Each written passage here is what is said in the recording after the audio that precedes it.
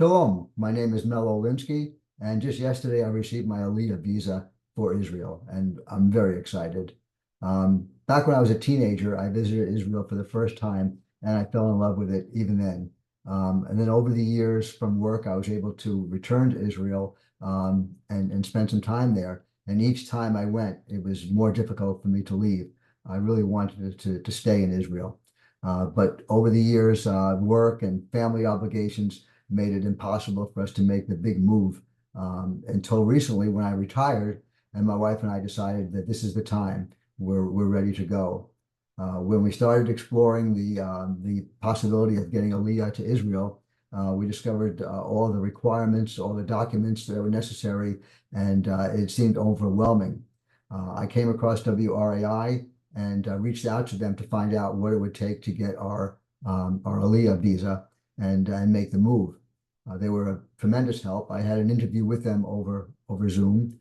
They explained the process and everything, and assigned me to Ale Zachman, who would be my advisor from the very beginning until we concluded with our visa approvals.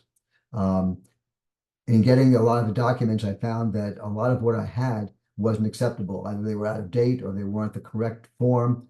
I didn't even know what an apostille was. And with Ali's help, I was able to apply for the correct documents. I was able to submit them for apostille and get them back in a timely manner. At one point, I applied for my birth certificate from the state of New York, and they responded that it would take 4 to 5 months to receive it, which just seemed ridiculous. Well, Ali came up with some solutions to expedite that process, and we were able to get it in a much shorter time period. When it came time to submit all of our documents to the Jewish agency, I didn't want to give up my passport because my wife and I were doing some traveling. So our assigned representative, Samantha, at the Jewish agency arranged for me to go up to New York City and deliver them in person, have them scanned and approved up there. And that way I could keep my passports. That was a big help to me. And then we also had a person at NBN, Nicole, who was our personal advisor, who consistently gave us information about Israel and making the move there. Once we received the Mazel Tov letter, we sent our passports down to the Jewish agency, and Samantha then submitted them to the consulate to get the visas, and they just arrived in the mail the other day.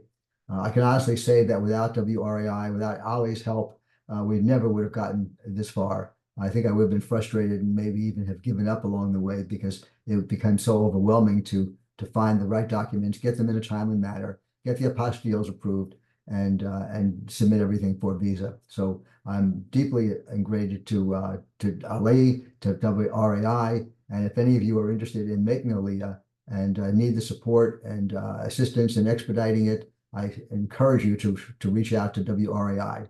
Thank you very much.